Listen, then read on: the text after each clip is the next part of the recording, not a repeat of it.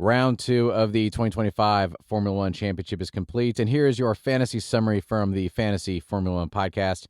If you're like me and you actually thought this might be a good week for your fantasy team, well, then you're also like me and probably reviewing your life choices, specifically where Ferrari is concerned. But let's go ahead and get into it.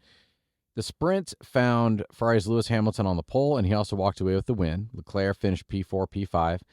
Red Bull's Liam Lawson still doesn't have an answer for the machinery. He started in the pits for the sprint, and he finished P19. Carlos Sainz in the Williams that we were all hoping would be a fantasy goldmine because he's an amazing driver. Hopefully can do wonderful things with the Williams. Finished P17, and his teammate Alex Albon finished P11. Both of them on merit, and so while they are getting good points, it's not necessarily the amount of points that justifies their cost.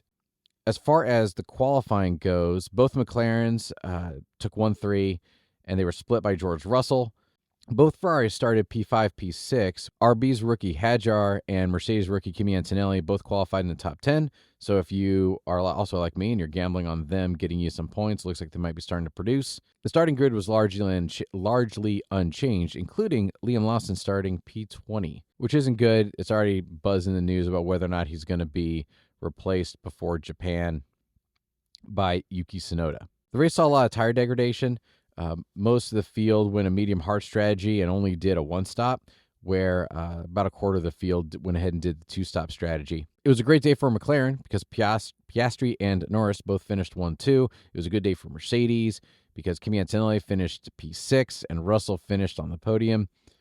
It was a rough day for Red Bull because Liam Lawson finished P12, but again, that was only after both Ferraris were disqualified, one for a skid plate wear and one for being underweight after the race by 1 kilogram. So each driver went -20. The constructor went -20 for each driver, plus an additional -10 for each driver as an added penalty that they instilled this year. So the constructor went -20.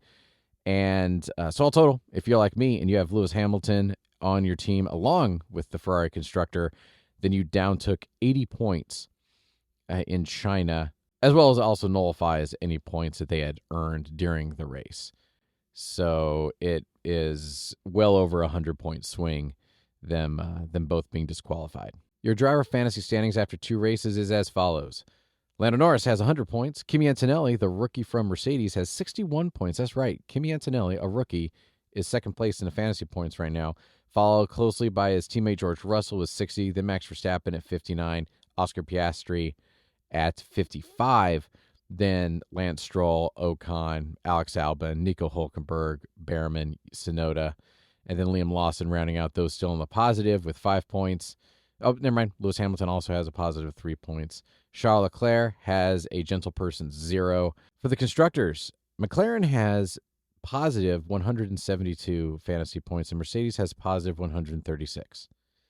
They're your 2 constructors to have right now. Red Bull has 86 points, but they're really only racing with one driver. Again, the way this delta is looking is if they keep Liam Lawson in there and Liam Lawson keeps performing like this, you need to divest of Red Bull and get Mercedes because they're cheaper and they're getting you 30% more points. Haas has 61 points, then Williams has 36. You can sell Williams right now for 13.5, buy into Haas at 8.2, and ride Haas and put that money somewhere else where it's worth more. And then as soon as Albon or Sainz start doing well, as that price continues to kick up, you can go ahead and buy back into Williams if need be. This is the second race of a long season, which is exactly what I said last time when things didn't go my way. So there's still plenty of time to get back into it. We just need to start making changes, and those changes need to actually stick. There's 1.7 million teams last I checked, and 2 of my teams are at 1.3 million. Ranked like 1.3 million, and my best team is like at 800,000. So a lot of clawing back to do, a lot of strategy to adjust, 22 races to go. Join Ben and I later on this week when we discuss strategy and team builds for round 3. Cheers.